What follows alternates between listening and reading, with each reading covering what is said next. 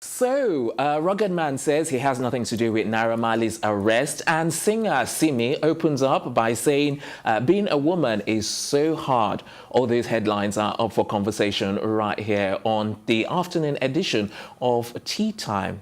So, I've got my colleagues here on set, Ife Oshunkeye, Elsie Godwin, and Ife Omar. Why are you not laughing? Good heavens. It's fine. Yes, we're here, exactly. And if you're, in case you're wondering, I am Tokumbo Taiwo, and we're starting with Ruggedman, who says he has nothing to do with Naira Marley's arrest. So let me start with Ife. Okay. Yes. Okay, why me? Okay, so Ruggedman, well, I think a lot of people have had that conspiracy theory that Ruggedman may have something to do with it, knowing that it's well connected, especially with the EFCC, the SARS, and these and police brutality.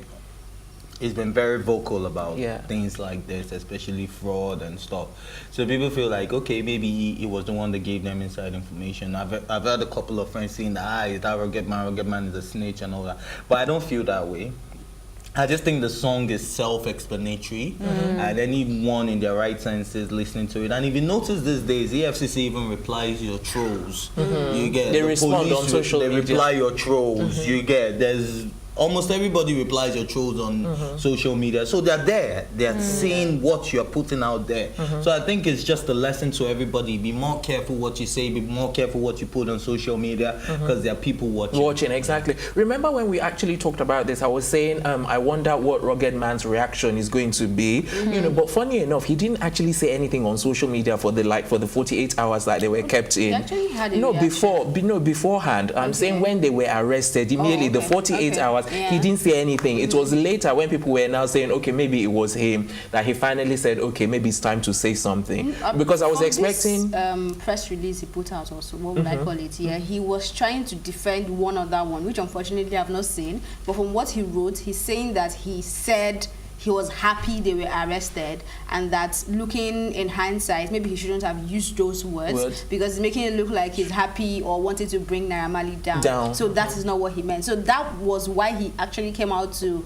put out this statement now to let people know that no, I'm not happy somebody's going down, but I hope that he learns from the situation and then also clear his name from the whole conspiracy theory if I just Absolutely. Yeah. Okay, so that makes total sense. Ife, what's your take? Yeah, I agree with what everyone has said. I just remembered last time we were talking about it, we were saying that why is someone like Ruggedy, you know, allowing Naira Marley, blah, blah, blah. But I think well, let me just speak for myself. I kind of missed the fact that this was kind of his job. This is kind of stuff that he did. So it wasn't just somebody jumping on a cloud. It's his line of business, so, you know. That's why he's... Music is supposed to be his line of business. I guess we do that. But technically why would you say that? But hasn't he retired from music? Oops. Okay. If this is not... It's not you're on Naira Marley's... Sorry, because that's what Naira Marley was saying, that he's trying to jump on some kind of relevance. Retired artist now. Exactly, that's what Naira Marley said. Because he hasn't dropped any... That's the thing, but that doesn't necessarily mean... Actually, you just did not blow. Recently? Yeah. He even jumped on the FU challenge, and his own was one of the best FU challenges I'm not sure. ever. Well, yeah, he had one of the best. If you say it's the best, it doesn't mean it's our best. Or everybody. No, I'm not saying. I said his own was one of the best. I did not say it's the best. It's probably not one of the best too, but it's fine. Well, yeah. Based on opinion, I guess. Based on opinion. And so, yeah, pretty much. I guess, well, he seems to be more known for the social movement that he's involved in more than his music and stuff. So I guess now it makes more sense why he even had more, so much to say about Naira Marley and taking all those interviews, because it's part of what he does, you know. So I kind of take that back from when they were saying like, why are you allowing this guy to like, you know, put you in his mouth and all that stuff. But him bringing out the statement and backing track of what he said, I think that's fine. Like, it's not a big deal. Okay, all right. Anyone else want to put in any final thoughts? Fine. It's not a big deal. It's not a big deal. Was that Ife you were just doing? I was like, seriously, what has gone over Elsie? Okay. Well, I think we should move on to our next story now. It's regarding Empire. Well, the Jussie Smollett's case. Empire will apparently end after the epic season 6, and apparently there are no plans whatsoever for Jussie Smollett to return. Okay, so we've talked about this back and forth. It's interesting you brought it up this morning. Yeah. Talk about hindsight. Please. Wow. Okay. To be honest, I used to be a big fan of Empire, but they've been heading towards a close before Jussie Smollett. I just want to say that.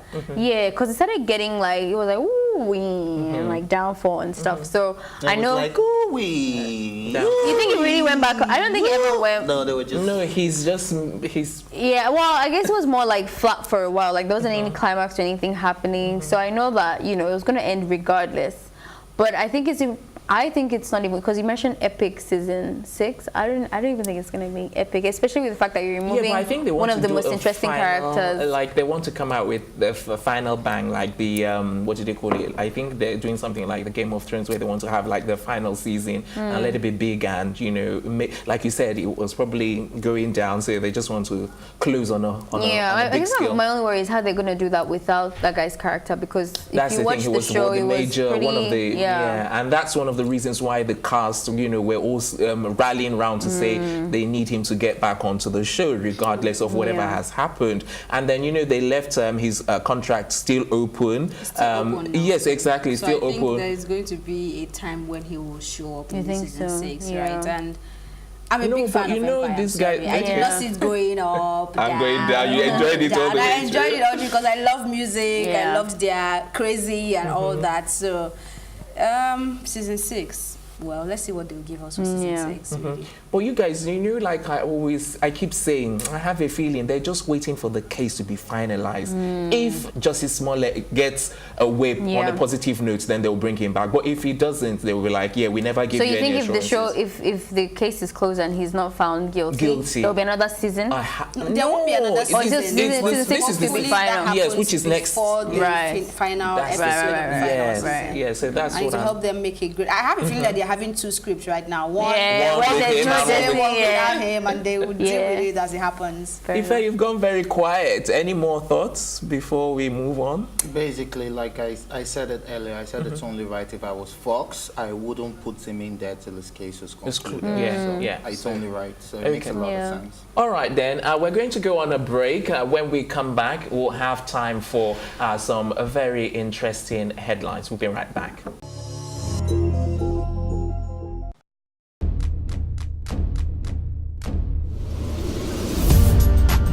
You're watching Plus TV Africa, and this is Tea Time. I loved the energy when I came in here. It was so positive. I was like, I can't live here. My real names are Akbofiofobo, Akborobomemere.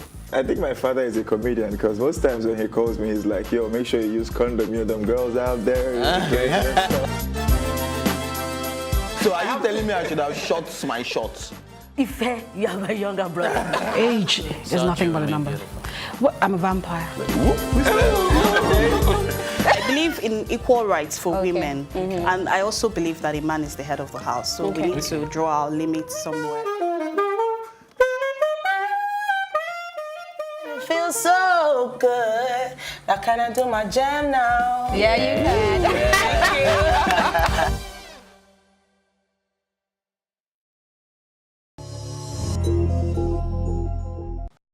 Welcome back. You're tuned to Plus TV Africa.